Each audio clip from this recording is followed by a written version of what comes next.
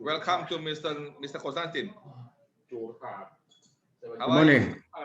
Nice to meet you. Hi. Very nice meeting you. Thank you very much. Thank you for having me. Nice to meet you too. Very nice. Welcome the Eagles Real Thank you. Estate.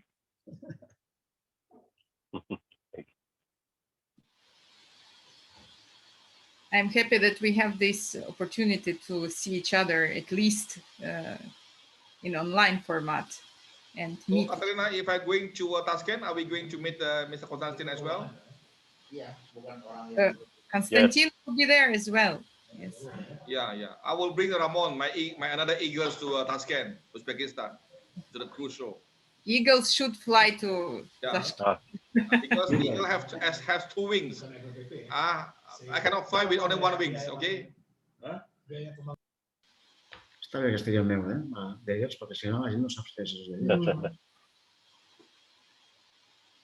Okay, Rusmin, I think that we have Askar as well with us. Welcome to Mr. Askar. Welcome on board. Welcome, Askar. Yeah, hi. Welcome and nice to meet you too. Yeah, thank you very much. Thank you so much. Okay, Rusmin, I think that all the board speakers are here, so I think that we can start the show.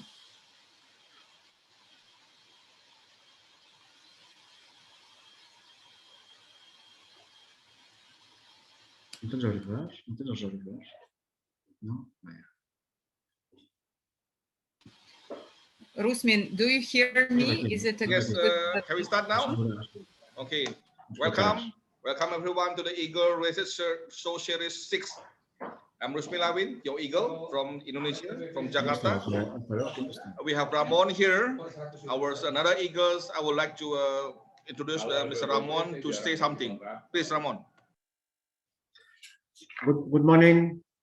Welcome to the webinar forum series, the 6th. And hi, my name is Ramon Riera, and I would like to welcome to you today's Eagles webinar series about the hidden gems of the Central Asia real estate market.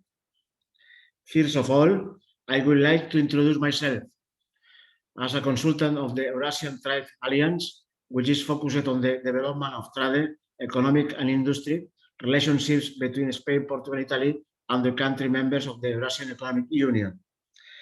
I am a member of FIABCI Spain, and also I am a member of the board directors of FIABCI International and the others association, but it's better than speak now.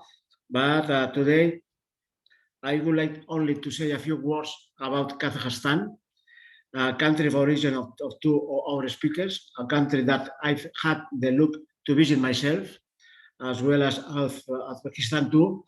Was ambassador I met some months ago. I am really looking forward to have the chance to come back soon. I had a good experience in Kazakhstan, in Almaty. I have in my memory the station ski near the Almaty. But now I want to speak a little bit only of Kazakhstan. That this population of nearly 19 million residents, Kazakhstan is the world's largest landlocked country, the 9th largest country in the world. This country is boasting gorgeous landscape of steppes, lakes and mountains. It is home to an incredibly diverse population composed of more than 100 different ethnic groups. Kazakhstan was the last of the Soviet republics to declare independence during the dissolution of the Soviet Union in 1991. From its independence, it has been rebuilding itself. Nowadays, it is the most dominant nation of Central Asia, economically generating 60% of the region's GDP, primarily through its oil and gas industry and vast mineral resources. Since 1991, Kazakhstan has attracted more than $300 billion in foreign direct investment from more than 120 countries. As for the real estate market in Kazakhstan, it has grown in since 2010, mostly due to state programs applying to the construction of a large amount of economy class buildings. For foreigners, it is possible to purchase housing of commercial estate as well as land, except for agricultural lands. And now I would like to welcome to our speakers. Askar Bilisbekov is an experienced C-suite executive skilled in sales marketing, financial and business management with a demonstrated history of working in international business, real estate and government administration. Konstantin Yeliseev is CEO of Parmigiano Group with more than 20 years of experience in consulting, international organizations and entrepreneurship. He is one of the biggest mixed-use developers in Kazakhstan. And my friend, Catherine, because it's a great honor that Catherine is here. Catherine Pipuchuk is from Ukraine. She is well known as an international real estate investment expert, president of the conference committee of it International, currently program director of CREW Central Asia 2021, and also is my big friend. Please enjoy our webinar and welcome in the Eagles of Real Estate Webinar Forum Series, the 6th edition.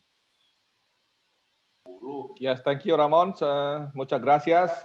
Welcome to uncover the hidden gem, the Central Asia market. As we know, that Central Asia is a very unique area. It's a crossroad between Europe and Asia. Okay, where you can feel the Europe atmosphere, but you only pay Asian cost. Okay. The very affordable cost, but with the very standard of living of Europe. Okay, so please welcome Katrina. You will be the moderator of the show. The place is yours. Thank you very much, Ramon and Rusmin, for this opportunity to conduct this show. And I know that we are all recording now, and then we will have opportunity to put this on the web and invite our guests to see the show as well after this recording. At this moment, I would like to start presenting our speakers and why we are here. Why we are here all together, because Central Asia, it's really the hidden gem of the world, and a lot of countries still do not know about the opportunities in this area, about the exponential growth of the country's economies and the opportunities for the international investors to come to these countries and to propose their expertise, propose their opportunity to make business together. So I'm happy to have here with us these two very well-known people in Kazakhstan. And I would like to start to present from Askar Bilisbekov. Askar is the chairman of the management board and member of the board of directors of the social and entrepreneurial corporation Almaty, Kazakhstan. And he has made a career from the intern to the first manager in large companies as Astana Motors, GGC distribution company, KazNTEV IC, and up to business owner in SNC magazine, Russian franchise, Rock of AI advertising agency, and since 2018, he held the position of chairman of the management board and member of the board of the directors of the estate management company JSC. And for this moment, he's appointed as a chairman of the board of social and entrepreneurial corporation Almaty. And today we are going to hear from Askar the information about Kazakhstan opportunities for the investors and how the Kazakhstan is developing, what are the measurements and numbers, and what Kazakhstan can offer to the international partners. So Askar, please, your time, and I will share the screen for you if you need the demonstration of your presentation. Yeah, thank you, Katerina. Yeah, I'll be waiting for the presentation to be started. All right. Good day, everyone. Thank you for having this opportunity to hold the stage and to share some thoughts on what we have here today on the table in terms of the investment opportunities in Almaty and Kazakhstan as well. Can you switch to the second slide, please? So as you can see, we are the member of Eurasian Economic Union, and we have the access to the market of 180 million consumers. And you can see this, the access could be with the market over 500 million consumers, Central Asian market, Western China, Caspian Sea countries. The population of our country is about 19 million people. And you know, the Kazakhstan holds the position of the ninth largest, according to the territory, in the world. So you can see the GDP is almost $10,000. So we have a favorable business environment, we have strategic location, we have investors' right protection, we have investment incentives. Can you please turn to another slide?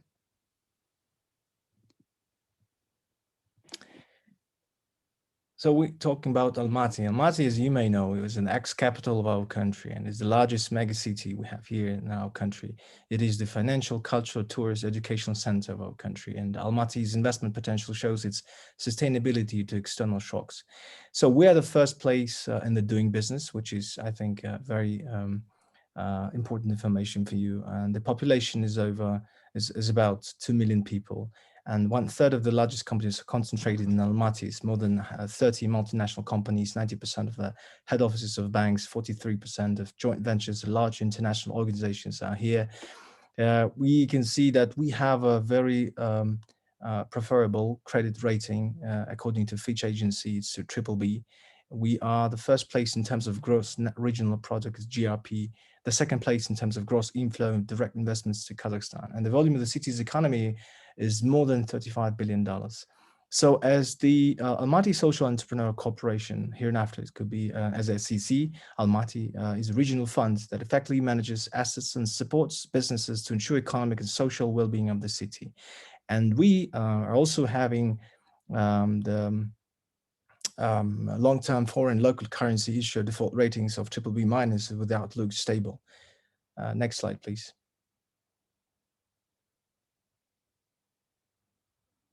So what kind of government incentives and support you can get here in Almaty? So in our country, we have over 13 special economic zones. Gives you 0% in corporate income tax, land tax, VAT, property tax, customs duties. We have so-called investment contract offers that will have the following incentives. Gives you the following incentives: in-kind state grants and land plots, buildings, equipment, etc. Exemption of form customs duties and value-added tax on import products. Exemption from taxes, investment subsidies. 24 industrial zones. Access to established infrastructure and digital networks, options for long-term leases and repayment schedules based on cadastral land value, no sectoral restrictions, opportunity to conclude investment contract with the government. And we have also a well-known form of partnership between the government and the private sector. It's called public-private partnership, or PPP contracts, as a tool of management of state assets. So ways of PPP, the implementation we have in the following implementation forms. The first one is management of state property, property lease or rent. The second one is contracts concluded in the technological development, prototyping, pilot tests, or small-scale production. So in 2021, over 580 companies, it's about 1.3 thousand projects are being registered with the participation of the government, mainly in education, health, and housing areas. Total volume of attractive investments is over 1.1 trillion tenge, of which 289 or so, 290 billion tenge in Almaty region. So you can see the relocation of investments. So you can see that, thank you. The priority infrastructure projects we have here, we have anchor infrastructure projects in realization phase as of now. It's over 500 billion tenge. And there are 3 of them: the construction of business center Almaty City, which is Almaty downtown area. And we have this construction of new international Almaty airport terminal. I think it's a very important information for you guys. The third one is construction project is Eastern Gate, so construction of social facilities, engineering, transport infrastructure, and housing stock. Expected amount of investment is 1.3 billion tenge, and the total land area, which is almost 500 hectares. We have also the program which is called Renovation. It's a program for the demolition of dilapidated residential buildings in the city of Almaty 2021 and 2025. And Almaty is actually basically one of the largest cities with the most concentration of dilapidated residential buildings. Next slide, please.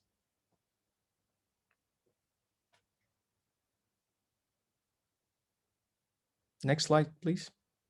Yes. So investment attraction plan of Almaty city for 2021 and 2024, we have over 200 projects in our portfolio. We have the amount of investment that are planned is over 4.5 trillion tenge, and the amount of jobs would be created about 35.4 thousand jobs will be created by 2024. And plan for this upcoming year is a pool of 59 projects, 15 of them are projects with a foreign participation, and amount of investments is over 190 billion tenge, and about 9,000 jobs will be created. So you can see the investment growth over 5 years. You see the average level of yields is 12% per annum. I will not stop there. Can you please turn to the next slide, please?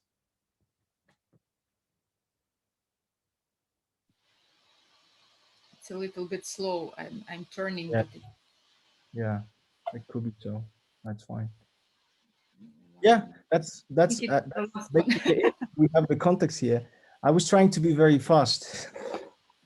Yeah, thank you very much for your presentation. I'm making the screenshot of these contacts, and I advise everyone to make the same.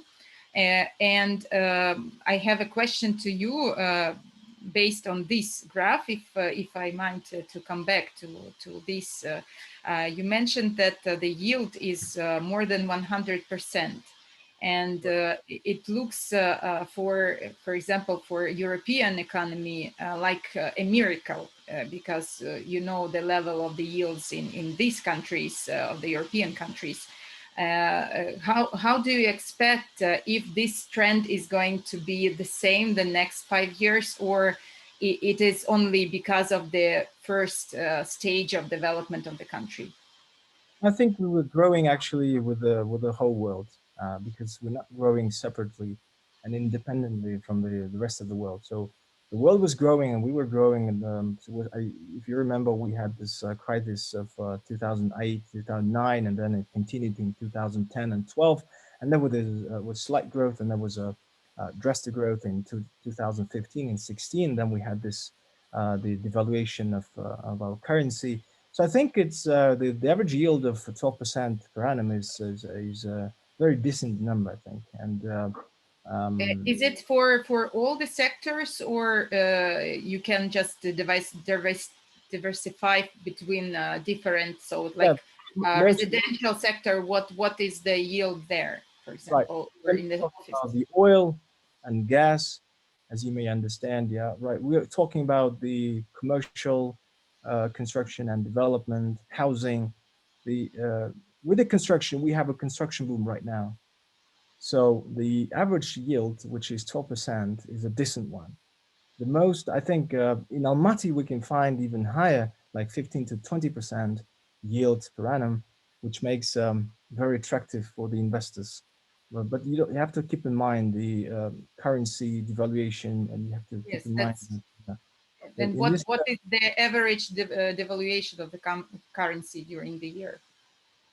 Yeah, I cannot tell you now the number now. Probably Konstantin, as the former PwC employee, could advise you on that. But I can kind of pick the random number right now. But I can tell you for sure that we have created the Foreign Council, which will be under. We have a Foreign Investors Council under the president of our country, and now we have this Foreign Investors Council under the mayor of the city. And I would just also, for the information, the mayor of the city is the chairman of the board of directors of SEC Almaty, where I'm working as a CEO.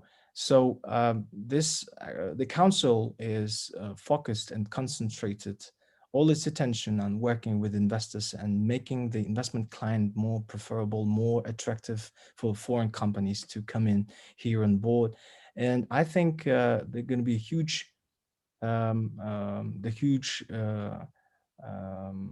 changes that are coming in the next, I think, 1 or 2 years, because we had recently a meeting with the president of our country, Mr. Tokayev, and the mayor of a city and the government, where we actually, where the head of state, he mentioned a very important thing for Almaty is that we have to start making Almaty as an example for the rest of our country and making them one of the most preferable places and one-stop shop for all investors coming to our country from the rest of the world. So I think it's a very important message today. And now we're working on creation of joint ventures with foreigners in terms of foreign companies, in terms of, I'm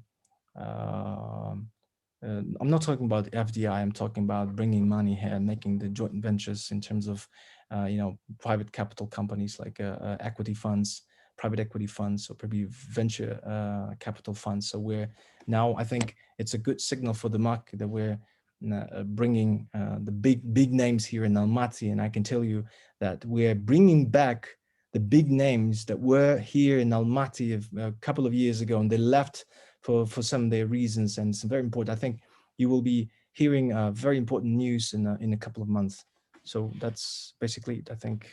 If you have any questions. Thank you for these spoilers, let's say. And I have one more question to you, because it's important. How about the legislation for the international investors? Do you have a special law which guarantees some things for international investors who are coming to the country? Yeah, of course, we have the laws and regulations, but I think they're not, there are very lots of things to be amended there. And that's why we're working closely now with the mayor of the city in terms of this Foreign Investors Council that will be working as the working body actually to make the changes happening very soon in terms of laws and regulations, because we have all these laws and regulations back in the 90s. Now times have changed, and we have to be changing as well. So I think that's actually our main focus today, is to make not just on Almaty but the country to be preferable for international investments, and people like you coming here with a full intentions to invest and full understanding that your investments would be completely safe. Thank you, Askar, for your presentation and these answers. I think that we will have more questions from the audience in the further minutes, but yes, Ramon, please. Okay. Sorry, Catherine, thank you. I have two questions for Askar. Because I was in Almaty years ago, and I have a good memory about Kazakhstan in Almaty. I remember, I have memory that when I arrived to Almaty, there are a big cartel of Messi. I remember. Okay, my questions are: how many tourists do you welcome in Kazakhstan in a year? Another question is, how are flight connections with Europe? Flight connections? Yes, with Europe. With Europe? So we Yes. have, yeah, okay, I will start with the second. No Istanbul, no Istanbul, because I know that you have a good connection with Istanbul, with Europe. Yeah, with the Europe we have, I'm not ready to answer directly this question, but I can tell you that we have Lufthansa operating here in Almaty. So basically all of the flights to Europe are connected with Lufthansa, and we have also the Turkish Airlines. We have, we signed, I'm not talking about just Europe, but we have Qatar Airlines. I think this question should be addressed to the Ministry of Internal Affairs and the Department of Tourism. They can tell you I think the proper and the full holistic answer to your very important question. In terms of the first part of your question, you were saying about the number of tourists coming to Kazakhstan per year, right? Yes. Yeah, it's This is the over. question. Yes. It's over 2.5 million, up to 3 million people coming to. I'm not talking about Kazakhstan. I'm talking about Almaty. I think so that Askar, it's necessary to have good connections with Europe and other regions, because for to facilitate the business also, and not only the tourist, facilitates the business, because Kazakhstan is very far. I have memory that Barcelona, Istanbul, Almaty, and I don't remember, but 10 hours, more or less. And it's necessary to have a good connection with Europe, with Central Europe, Frankfurt, Paris, or Yeah, we have direct Roma. flights. Yeah, we have direct flights to Rome. We have direct flights to Paris. We have direct flights to Okay. Frankfurt, and we had previously direct flights to London actually. And I think Air Astana is they will start definitely, because all of the things happening with this pandemic situation actually make a great impact on every single airlines in the world. So I think it's a matter of time, but still we are. I mean, the airline business is thriving here in Kazakhstan, and we have a lot of signed and confirmed contracts with international airlines. We had a Czech Republic Airlines, I don't remember the name.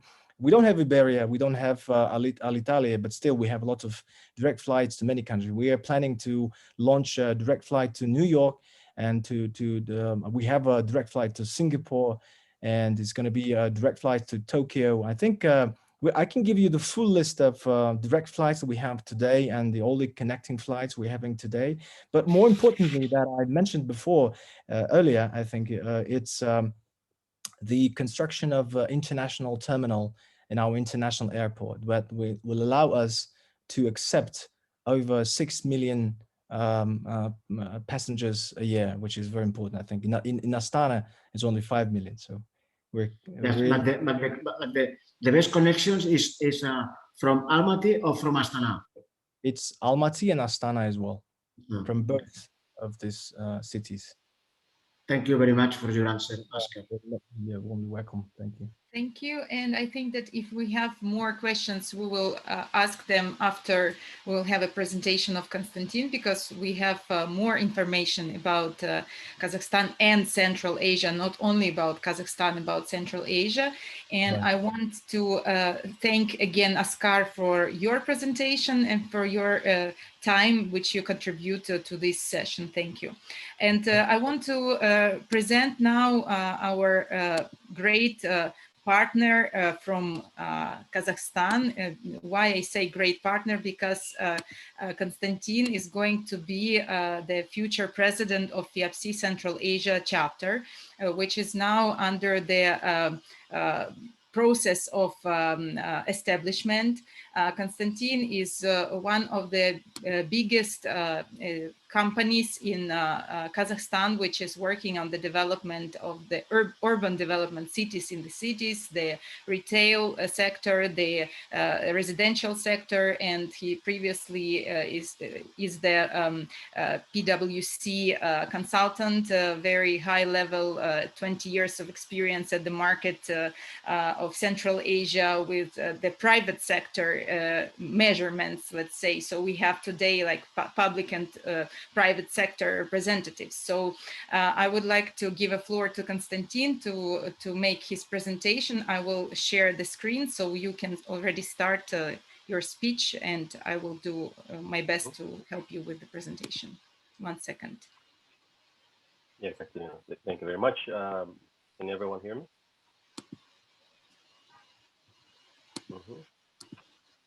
Okay, so yeah, I'll try to provide a very quick overview of Central Asian real estate market. I will be speaking from a viewpoint of a private developer, and so some of the numbers could be arguable, but anyway, I think Askar has already provided an intro into the region, but if we're talking about region itself, it territory-wise, it's huge. It's 4 million square kilometers, including 5 countries. A large lion's share, which of course is Kazakhstan. There are 75 million people in this region, and I think Askar already mentioned that 2/3 of the regional GDP generated by Kazakhstan, with Uzbekistan taking the second place in that. Now, there are 5 countries in Central Asia, or at least as we define it, the post-Soviet Central Asia. I will be speaking today mainly about Kazakhstan and Uzbekistan. No offense to the other 3 countries, but just given the time limit, we'll have to speak about the larger one. Now, just very briefly, Kazakhstan for a long time has probably been a lone player in the region in terms of both scale of both economy and investment opportunities, as well as sort of reforms and political economic reforms and development. Gladly, in the last probably 5 years or so, Uzbekistan has joined this club of large economies with interesting investment opportunities, and so far the pace has been amazing. I'm sure it's going to continue, and I think long-awaited competition in the region for talent, for investments, etc., will actually take place. And we all know that competition drives innovation, competition drives better projects, better efficiency, etc. So from that standpoint, even though I'm coming from Kazakhstan, I think we all very much welcome the developments in Kazakhstan. Now, if we can move on to the next slide.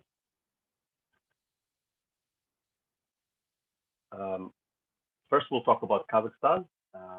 Now, as I said, Kazakhstan has had probably the last 2 decades to really develop the real estate sector, attract investments, and have massive investments. As always, the investments have not been even throughout the country. They're usually up that attract most investments. And in the case of Kazakhstan, the 2 cities that attract most of the investments were Almaty and Nur Sultan, formerly known as Astana.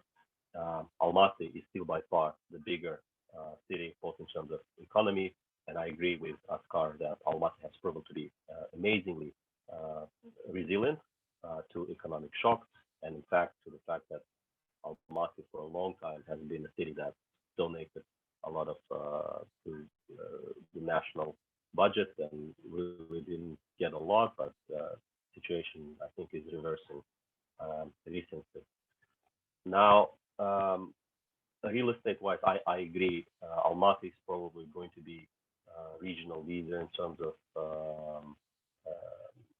replacing old dilapidated housing with new ones, and Almaty City Council is taking great lead on that, making sure that happens. It's also overdue. In terms of offices and retail space, again, Almaty in the region of Central Asia and Kazakhstan is leading both in terms of, so far in terms of the volumes and in terms of sort of the changes, dynamic changes. Investments in Kazakhstan for the last 10 years have been mainly, if you put aside the affordable housing segment, which has been receiving some state support, otherwise investments were pretty much equity based, because banking sector, following the the aftermath of global financial crisis, was just not willing to put any serious money into the real estate sector, and that situation, I think, is slowly changing. Again, banks have gone through a number of restructuring, and now I think there's great appetite to finance projects. And on top of that, there are both national and city level support measures. We are seeing now project-based financing, which has been nearly absent for a long time, where development institutions in Kazakhstan are now willing to put forth money without sort of external collaterals, just on the basis of project economics, provided, of course, there's skin in the game by doing that. And it's actually up to 80% of projects could now be financed through such programs. Also, and that mainly concerns the affordable housing sector, and also we are seeing with great positive signs where the state is now supporting the sector also through offtake, where real estate, including at the very early stages of development for future state lease programs. So Kazakhstan, I think overall is going to continue to develop real estate. Is probably in a mature state, but there's a lot of replacement, restoration efforts still there. Now, just to give you a scale, in terms of just to give you sort of a feeling of what the real market is. Of course, there are some bigger projects which indicate both the investors' appetite as well as the amount of money and the effort and the patience that goes into it. Now, I've listed just 4 projects here that have taken place in the last decade in Kazakhstan. 2 of them are in Nur-Sultan, and 2 of them are in Almaty. Now, first project, Abu Dhabi Plaza, is interesting in the sense that it's first of all, it's foreign money. It's Arab UAE money essentially going into the economy of Kazakhstan to build one of the largest real estate complexes in this country. As you see, it's quite massive, 500,000 square meters of GBA.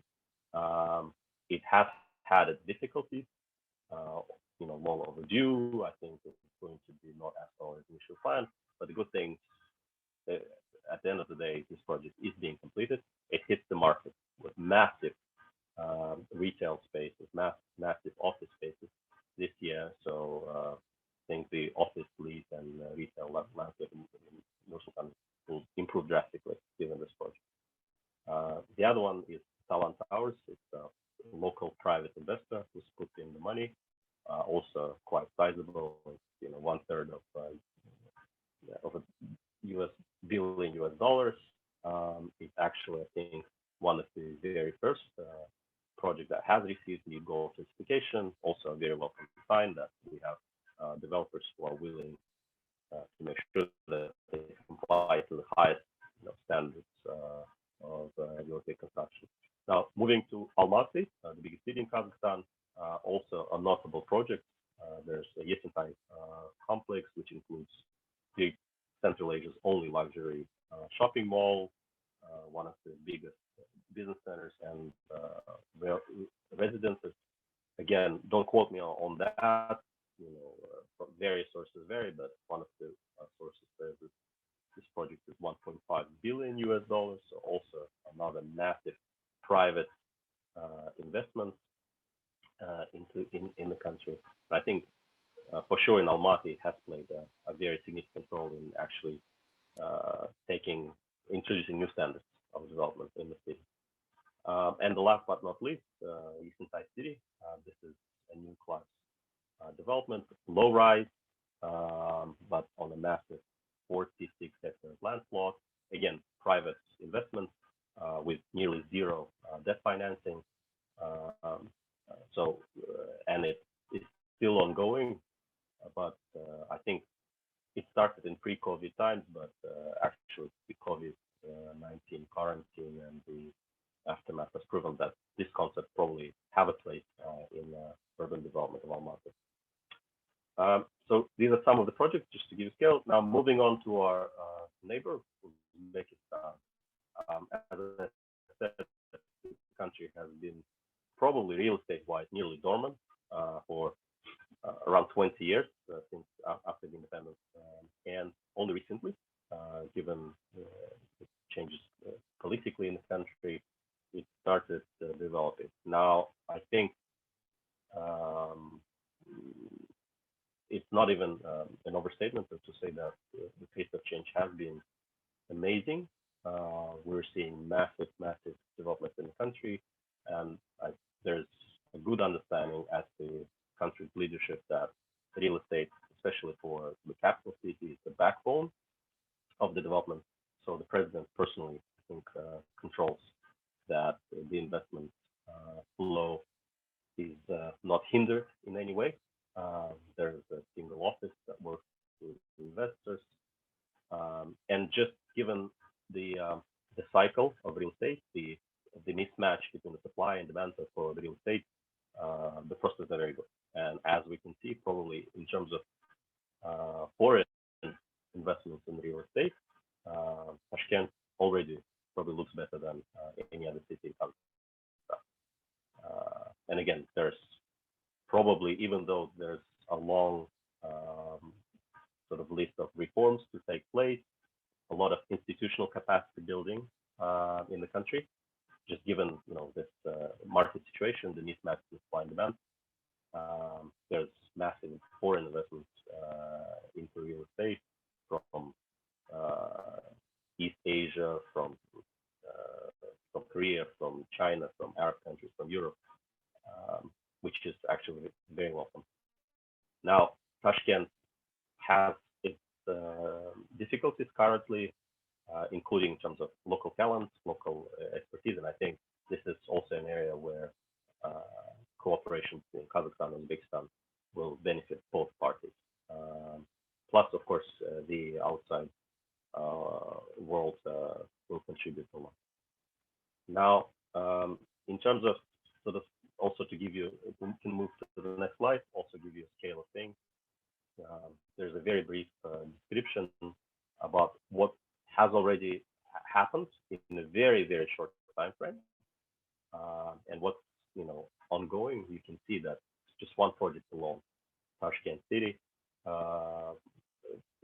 the square meters, the floor, the GDA of that project alone is already mind-boggling, and it's been essentially strong-willed government decision, invitation to investors, and then essentially the belief by the investors which made it happen. A large portion of it is already ongoing, such as like you can see on the picture, Hilton Hotel, the convention center, etc. They're already operating, and this is going to be the place to hold the Cruise Central Asia 2021 event at the end of May, which we all eagerly await. So you can tell that the time lag from a decision to action to commissioning in Tashkent has proven to be amazingly short. Now they're keeping the momentum, trying to expand their other projects in the city. They're also directly under the control of the president of the country, such as Askar Bilisbekov. There's a handful of similar business cities in Tashkent alone. Time will show whether all of these concepts are, in fact, in demand by the market and are successful. But just given again the market situation, I'm sure there's a very, strong chance, probably, that it will succeed. Outside of Tashkent, things are a bit slower yet, but I'm sure it'll, the next wave will hit that as well, because country needs it, essentially. So the last slide is just essentially references to the sources. So as I said, probably in terms of market maturity, where reforms are in place, have taken place already, where institutional capacity by national government and local governments to support foreign investors, etc. Kazakhstan, and just by sheer size of the economy alone, Kazakhstan is still very attractive for those who are willing to ride the sort of the real estate cycle.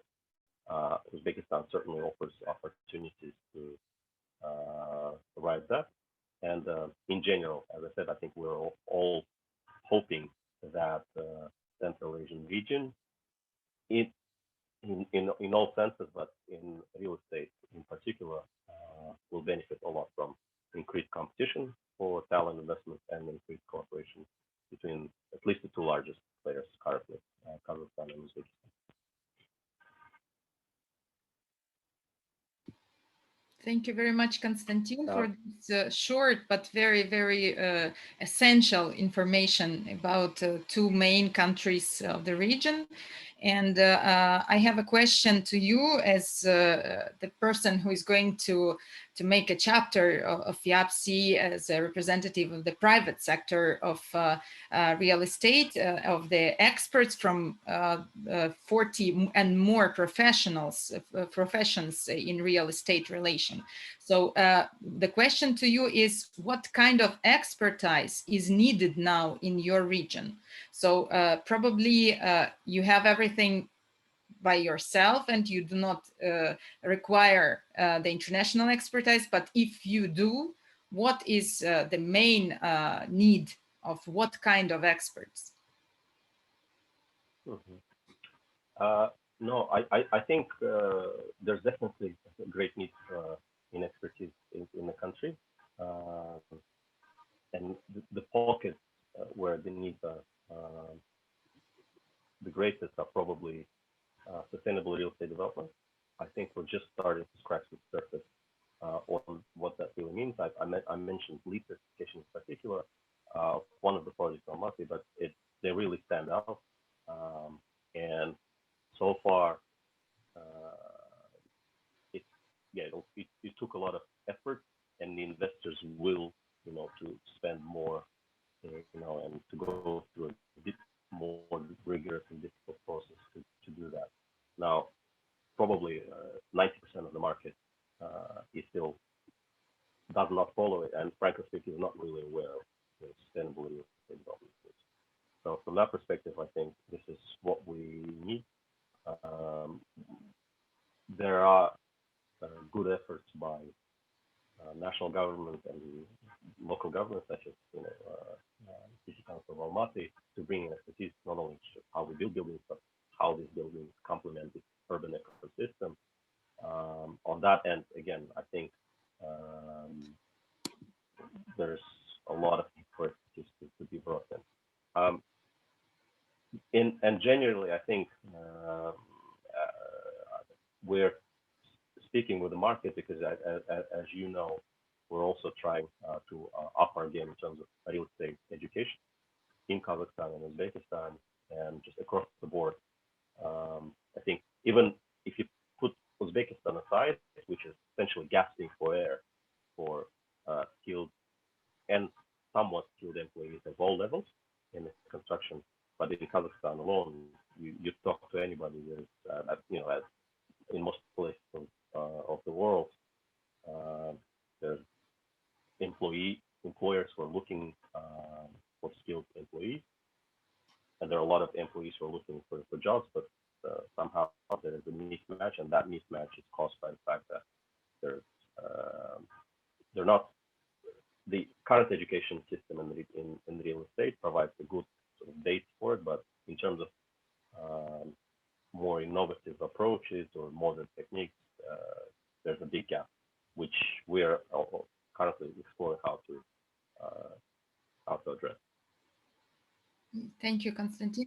I think that in these terms, we are happy that we can share the best practice from worldwide through our big FIABCI network, and our experts are ready to help and to provide their knowledge and to be useful for the private and public sector to provide the practice which have already been successful in some countries.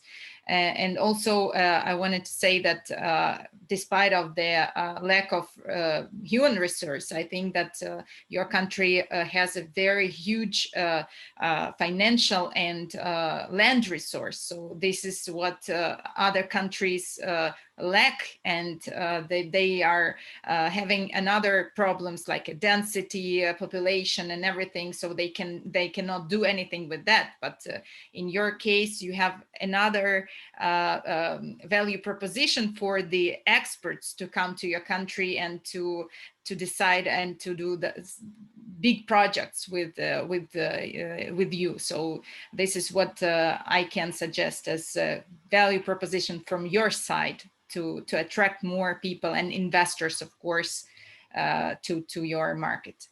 And I think that our audience had questions. I saw Vitor Patakas from Portugal raise the hand that he wanted to ask Askar something during his speech. Vitor.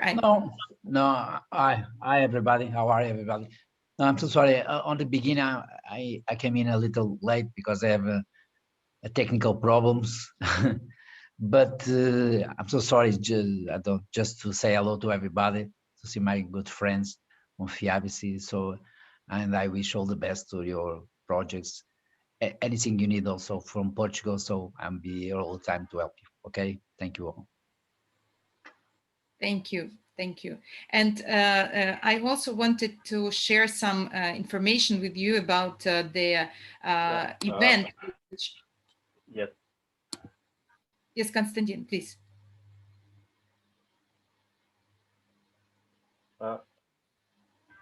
Yeah, I think if you can hear me well.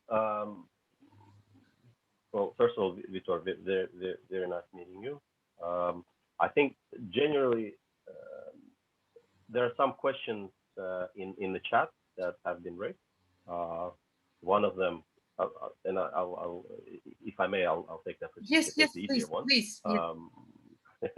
Yes, there was a question on the number of foreign tourists before COVID pandemic. I think Kazakhstan overall had around 10 million foreign visitors in 2019. Obviously, in 2020, the numbers have shrunk. And overall, I think Kazakhstan could do a lot better in terms of having more people visiting the country. I think, as Askar mentioned, Almaty alone could do more just through improving the airport. And luckily that's happening. We have a foreign investor who's going to do that for us. And the second question was on housing shortfall numbers. I believe Askar is better positioned to answer the housing situation in affordable housing segment, especially in Almaty. Thank you, Konstantin. I'm sorry that I have interrupted you. Ramon, please. We do not hear you, Ramon.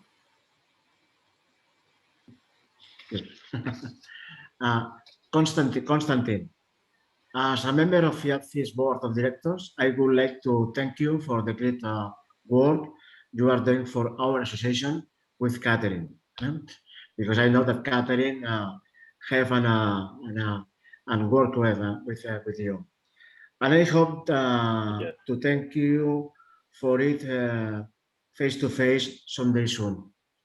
It is very interesting for everyone to know better the countries in Central Asia. As an Eurasian Trade Alliance consultant, I will do my best to make business possible between Central Asia and Southern European countries. I am with my disposition with you. Thank you very much. Thank you, Ramon. Welcome to Kazakhstan and to Central Asia. You have already been there, but I think that the new Catherine, next Monday, I will have the vaccine, and I hope in 2-3 weeks I can to trip. Vaccination. Yes. Next Monday, yes. The AstraZeneca. Okay, and in 2-3 weeks, I can the possibility that take the flight and trip, and because I want, because the pandemic it's very hard for me. Thank you, Ramon. And thank you, Catherine. Do you allow me to make a short presentation of the event, which we've been mentioned a couple of times already? Rusmin? I don't hear you. Yes, Katrina, but I have 2 questions to Askar and to Konstantin. Okay. Yes, please. Yeah, Askar, do you have something like because you know that the whole world now is competing, selling the country as a second home. Okay. Do you have something like a golden visa, like in Spain, that if we are a foreigner like me, buy property in Almaty, they will automatically have something like a 10 years visa or multiple visa in 10 years, like Malaysia, and also like in Spain and other countries like Cyprus. Do you have this kind of policy in Almaty? Thank you for the question. As far as I know, it is actually under the development process. I'm not sure. I cannot tell you for sure for now, but I really know that we initiated it, like I think 2 or 3 years ago, with the Minister of Finance and Ministry of Economics, and also the Minister of Foreign Affairs, in terms of the visa and the tiers for visa for foreigners coming here and then purchasing any or making any sorts of investment. So I think it's, as far as I know, and I can be mistaken, could be mistaken in this question. Maybe Konstantin knows something more than me, but as far as I know, it's only under the development process for now. Okay, thank you. Yeah, Konstantin, I saw that a very good something like development progress in Kazakhstan. Do you know exactly what is number of the housing backlogs in Kazakhstan, especially for affordable housing? Yeah, I think if I may, I will first answer the first question that you raised earlier. Kazakhstan does offer an investor's visa.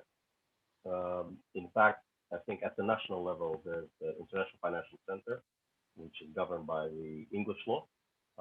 Again, to feel investors, to make investors feel safer with their rights, and so International Financial Center Astana offers investor visa for people who are going to buy.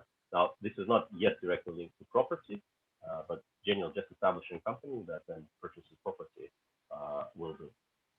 And just to complete the answer, Uzbekistan has introduced a visa for investors as well. Now, both Kazakhstan and Uzbekistan offer a lot of natural beauty for people to enjoy, and I think it was mentioned earlier that very good quality of life, very affordable. Kazakhstan and Almaty in particular, I think, of the biggest cities in the world, stands as one of the most affordable cities to live in. Okay. Now, in terms of the shortage of housing and affordable housing in particular, I think that was partly touched by Askar in his presentation, of how many square meters in Almaty city alone will need to be replaced in the affordable housing segment. Askar, if I may turn this question over to you on the housing shortfall in Almaty and the affordable housing in particular. Yeah. Well, so in general, we have the number, which is 2.9 million square meters. I mean, 2.9 million square meters a year. This is the number of total new housing construction in Almaty, just the number for Almaty. We don't have any shortages for now. We have like a lower segment of social housing. We have it for now. We have the queue, and I think it's very long because it's actually, it had been generated since the USSR had been collapsed. So I think it's a today's problem, because most of the investors, they won't invest in social housing. They much more prefer to invest in commercial housing, and it's much more preferable for the investors, I mean, for the obvious reasons. So I think in terms of shortages, we have for the lower segment of social housing, we still have 50,000 people in a long queue for the availability of social housing, social apartments. But I think it's going to be partially actually solved in 5 years from now, because we have a clear program for that, and we have this dilapidated housing, as I told you before.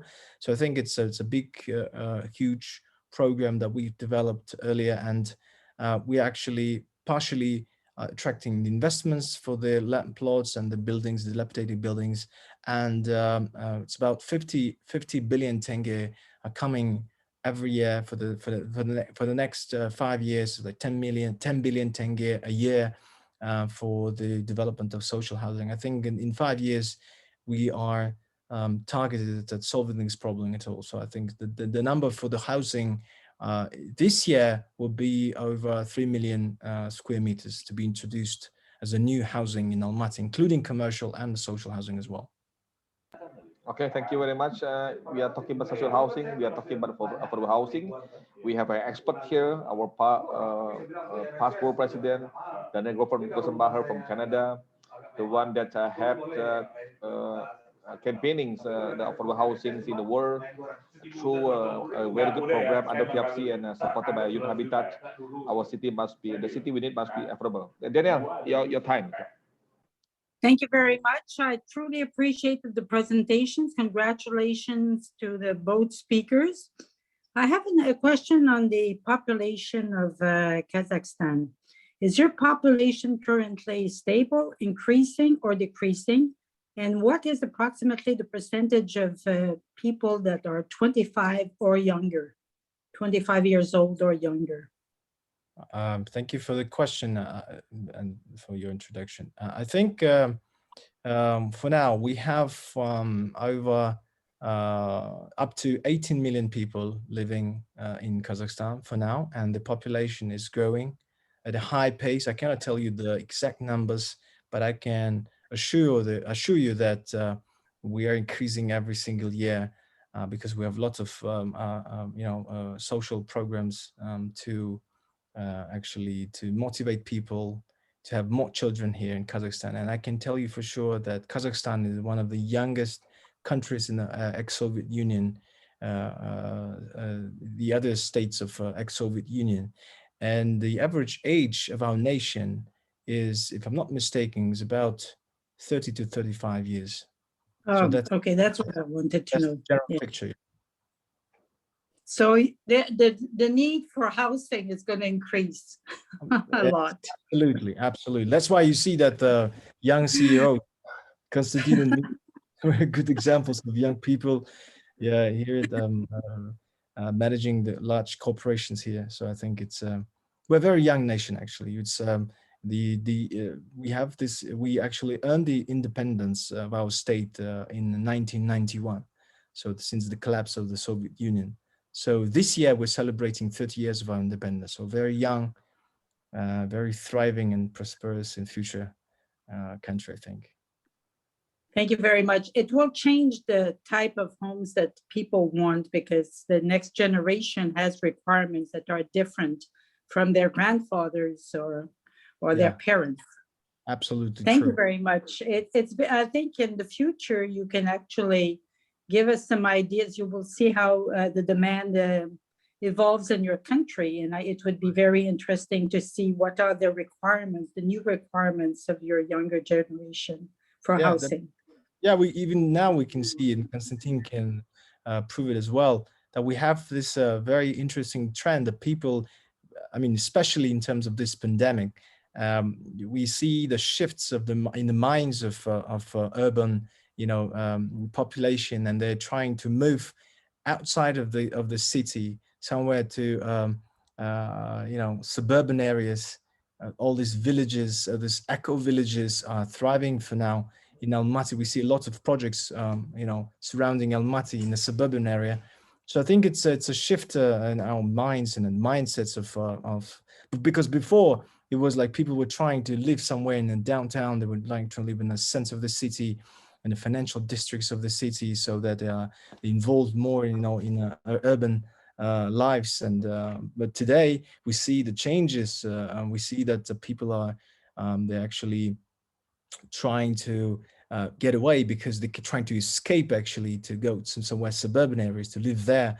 And all these things about the ecology, and we see the fresh air and the people they are trying to move somewhere in a suburban area. That's I think one of the changes happening now, and because of the pandemic. It's an international trend, actually. I think it's true in every country. Thank you very much, and have a nice weekend. Yeah, you too. Welcome. Thank you. Thank you. And finally, I will ask for the opportunity to introduce CREW 2021, because this is the platform where we are going to invite all of you this May. And if you allow me to make a short presentation of the event, I think that all of you will be acknowledged with this, and you will know what we are preparing for you there. So as we have already mentioned, that we are waiting for you in Tashkent, Uzbekistan, 27-28 of May 2021, under the support of the Mayor's Office of Tashkent City. The CREW Week, it's a commercial real estate forum which has already taken place for 7 times in Central Asia, mostly in Kazakhstan. And last year, it was the first pilot time in Tashkent. And this year as well, it will be made in Uzbekistan, in Tashkent. And the target audience of this event is developers, large construction and management companies, architects, designers, service companies, consultants from the local markets of Central Asia. But this year, we make it together with FIABCI, so we tried to make it international wide. And therefore, the main topic which we have chosen is more global than just a Central Asia region. It's an urban future. We are going to talk about the urban future at the whole world. And the venue which we have chosen, as Konstantin has already mentioned, is the project which is one of the highlights of the city, Tashkent City Hilton Hotel.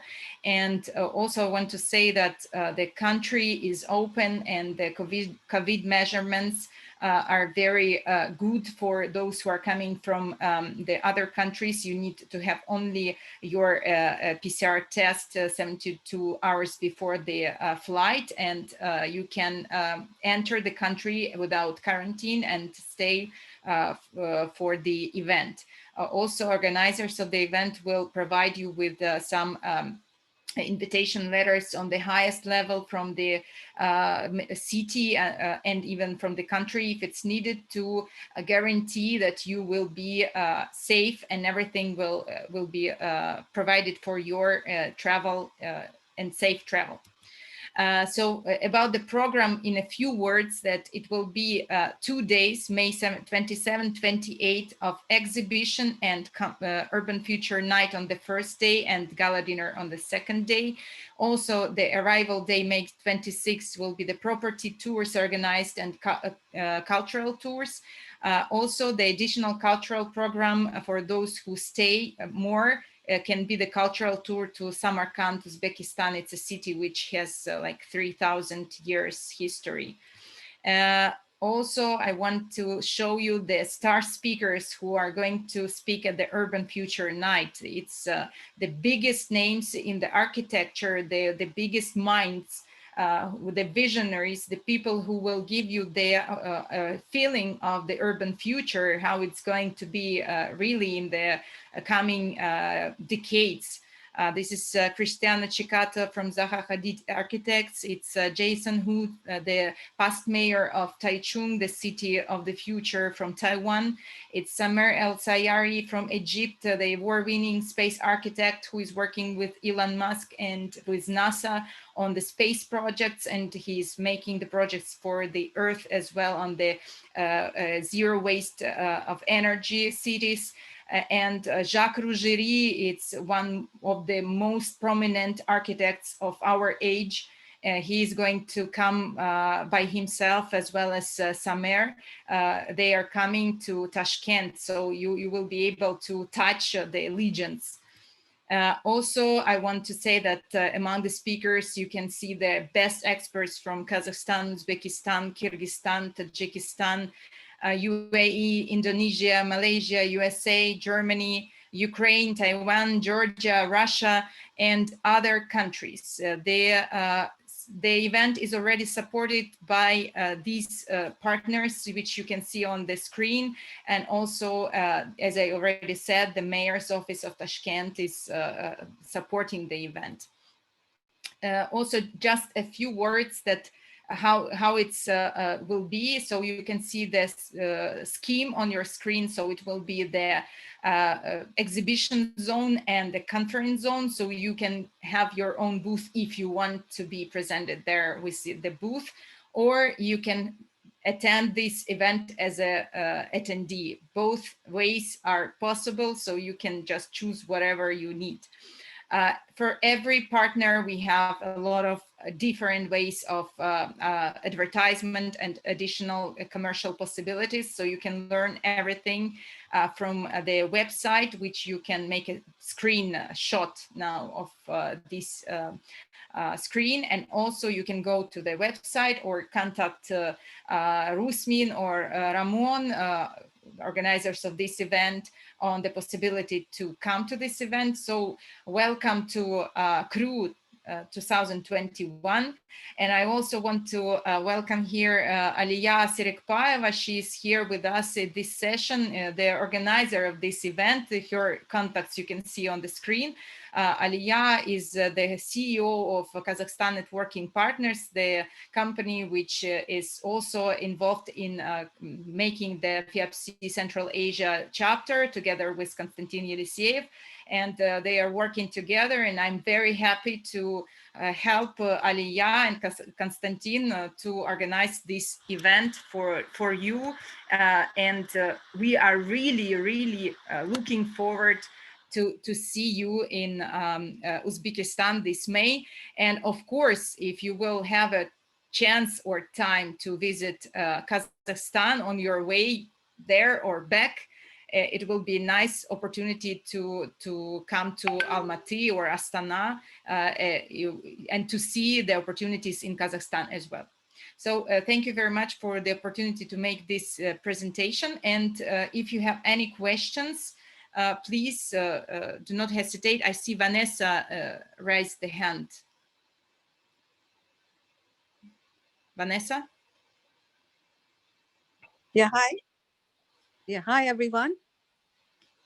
Yeah, can you hear me, Katrina? Yeah. Yes, I just wanted to know what are the current business merits of this nation, and you know, which sector is doing very well, which business sector is doing very well currently? I think that this is the question to Askar more. Yes, please. Sorry, I was disturbed. Can you please repeat the question? Very Yes, sorry. just needed to understand what are the current business merits of your nation, and what sector is currently doing very well, since you are an upcoming nation with, you know, 1.8 million population. So what sector currently is doing very well? Construction. Construction. Finance. We have second-tier banks that actually become the first and the only one for Kazakhstan today, the unicorn company, which is it's called Kaspi. So it's a marketplace and the second-tier bank as well. So it's now it's listed publicly on the New York Stock Exchange. So I think we actually, when I said we're a thriving nation, I was actually, of course, construction is the thing that we can actually, which is, I mean, this is the part of the economy which is tangible, right? So it's understandable for all of us. So we do understand what is construction. We do understand what about the business. Just today, I visited some of the hotels that are being built in Almaty solely. So we have Ramada, we have Wyndham, we have Holiday Inn Express, and the rest of the hotels that are being developed in Almaty for today. But I'm talking about the creative industries, and I think it's going to be one of the very important focuses for Almaty as well. And we're actually trying to, you know, not to copycat, but still we're trying to look at the experience and expertise that South Korea, which is, I think, one of the well-known creative economies, well-developed creative economies in the world. And we now know every single Korean singer and the actor, so they are getting their Grammys and Oscars. I think that's the path. And we're also looking at Moscow. We're looking at various other parts of the world, like Texas, and I think it's one of the IT and the creative economy industries would be the main focus for the next 5-10 years in Almaty. But construction, yeah, and apart from construction, yeah, sorry. Yeah, but construction is the business for today. I mean, it's growing, it's scaling up. I think it's one of the upside trends that we have today in our economy. Yeah, before construction, what was the economy running on? Construction, retail, yeah, services, okay, restaurants, and all this kind of stuff. But construction is always was the one of the thriving businesses in Almaty in Kazakhstan, because still we are a young nation, and there are many buildings to be built. I'm sorry to repeat this. That's you need to add something. I see that you want to. Yeah. Yeah, if I may add, I think Vanessa, a very interesting question. Now, I think if you look at the map and you see where Kazakhstan is positioned, you will see that it's surrounded by two large nations of Russia and China. Obviously, as an outward-looking nation, we very much want to do business with this Konstantin, country. we cannot hear you well. Can you please talk into your microphone, please? Because it's very, very far. Can you hear me now? Yes, very well. No, okay. So historically, Kazakhstan and Uzbekistan, I think we were part of the Soviet Union and very much focused on producing mineral resources for the big country that we were part of. For the last 30 years, both Kazakhstan and Uzbekistan relied heavily on hydrocarbons, on mineral resources in general, and on agriculture. For Uzbekistan, that was mainly cotton. For Kazakhstan, it was grain. Now, if you look at the map and we see where Kazakhstan and Uzbekistan currently are positioned, you'll see that they're very large neighbors, such as China, India, Russia, which we very much want to trade with. Now, what can we offer these countries? Obviously, in terms of food security, both Kazakhstan and Uzbekistan are placing big bets on producing all sorts of things. Grain, we talk about poultry, we talk about meat, and the investments are massive in this sector as well. We're actually seeing large American companies investing in this part of the world. So we hope that in addition to all of those cool industries, which if you look at Kazakhstan in particular, I mean, with the country of 19 million people has been able to already produce the likes of Dimash, a world star. We just had our first ever Grammy winner in Kazakhstan. So on that end, everything is going to be fine. But just on a more sort of staple goods basis, we want to sell things, food security stuff to China, to Russia, to India. One interesting point is we know of the situation that is taking place currently in Suez Canal, which is halting a large chunk of global trade. Kazakhstan is one of the beneficiaries because for the last 10 years, the mantra that we had in this country was, we are going to provide an alternative to maritime routes from Southeast Asia and East Asia to Europe and back. Now, I mean, we feel sorry for what's happening in Suez, but Kazakhstan is one of the beneficiaries because this is the shortest land route to transport goods from Europe to China and backwards. And I'm sure our national rail operator is currently dealing with an increased demand for services of transportation. So these are the things, in addition to the mineral resource base, which is not going anywhere, we're still going to take benefit and prosper based on that. But just being positioned geopolitically where we are, I think we're going to find our levers to increase growth of our nations.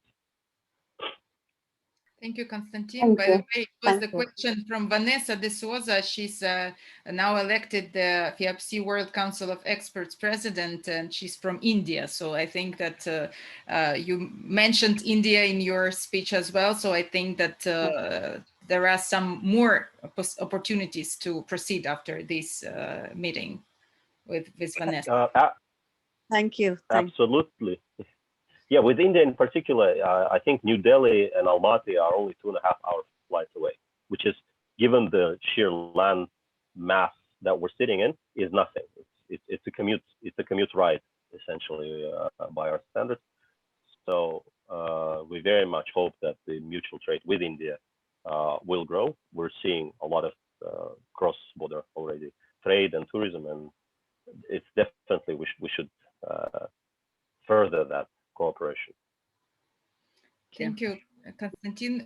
Rusmin, do we have any other questions from people, or we complete the session? What is the plan? No, thank you, Konstantin and Askar.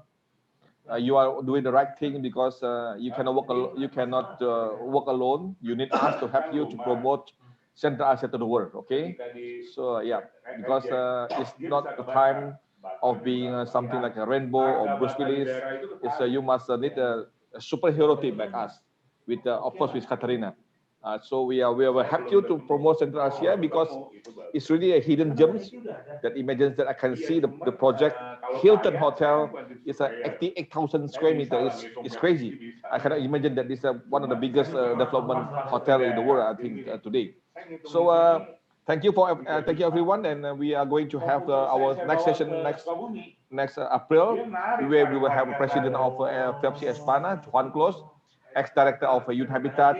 It's a global leadership, global leader, and also with the president of FIABCI Indonesia, Budiarsa, managing director of Ciputra Group, the world-known scalable cities, the developer who will share with you the next urbanism of cities in the world, in our next webinar. So thank you for everyone to enjoy our show, the Eagle Real Estate, the platform that share with you the knowledge, anything about real estate. You can browse our website in the eaglerealestate.com. So Ramon, will you say something? Closing remarks? Thank you very much, Rasmin, for your speech, and for me it's a great pleasure to be here with all people on the real estate. Follow the next webinar that speaker Rasmin, and I think so to have our support, because it's very important for us. And I hope to be in the meeting in the Uzbekistan, if it's possible, because it's in the end of May, and for me, sure that will be possible, because for me the more important is my health, and I think so that in May I will be a good solution, and for me the very important to know and the new friends, the new FIABCI friends. And it is possible to be in the face-to-face, not only online, because in the last year only kisses, only big online. No, it's necessary to be an hugs and kisses in face-to-face. And Rasmin, if you want to speak about our website of the real estate. He has mentioned already. He said.